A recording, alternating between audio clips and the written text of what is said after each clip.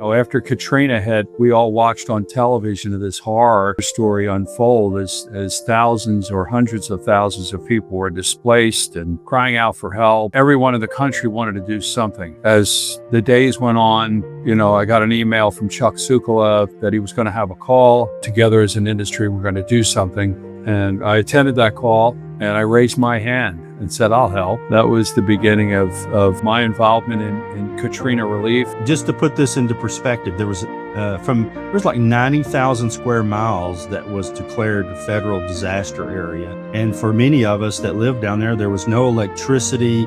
The bridges had been knocked out. It looked like the surface of the moon. And as Mike and I were talking the other day, the one thing pictures don't do is the smell. It was hot and humid after the storm and there was no electricity, so refrigerators and freezers were being set out by the road. But it literally went into collision repair shops and just washed the tools and equipment out the doors. It was just something to see. But I was so humbled when I heard that there were people in the industry outside of the damaged area that wanted to help. People were being recruited out of the area because they didn't have jobs and they needed jobs. But one of the things as I talked to the shops there on the ground was they needed tools and equipment, they had to rebuild their shops, and they had plenty of work. I raised the issue and I appreciated Mike and Chuck and everybody being open to probably some pretty passionate discussions because I was there seeing it. And that was the shops were saying, we can't lose our employees. In fact, we need our employees to come back to work and help us put it back together because there was so much work.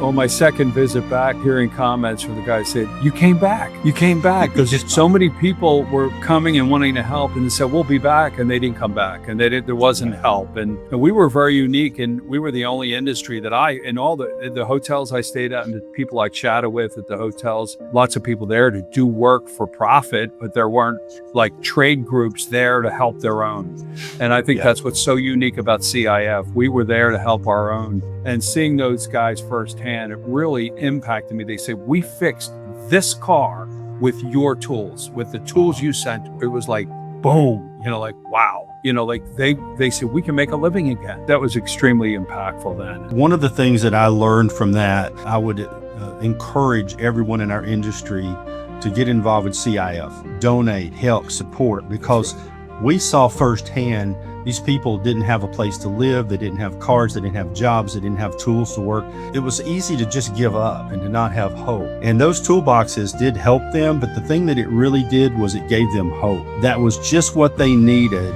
to put in that extra effort to rebuild their lives. And getting involved. If you're a part of this industry, put up or shut up. I hate to say it like that, but it's really show me you care, okay? Don't tell me how much you care.